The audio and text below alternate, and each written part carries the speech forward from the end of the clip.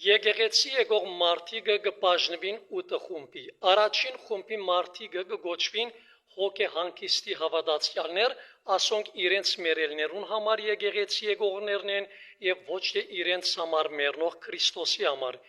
Երկրորդ խումբի մարդիկը կգոչվին դոնական հավատացյալներ,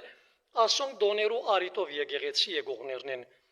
Երրորդ խումբի մարդիկը կգոչվին սովորության հավատացյալներ, ասոնք եկեղեցի քալը սովորություն դարձուցած են, հետևաբար անպայմանորեն հավատքի հետ կապ չունի։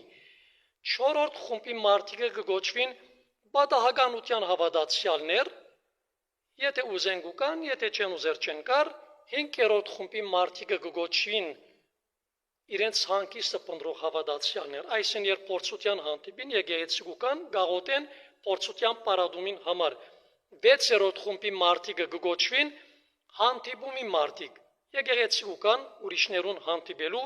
7-րդ խումբի մարդիկը կգոչվին ատորի մարդիկ, ասոնք ասկային դոներու արիտով եկեղեցի կան, առաջին ատորներուն վրա կնստին, կնկարվին, որբեսի Facebook-երեն իջնեն, եւ վերջապես 8-րդ խումբի մարդիկը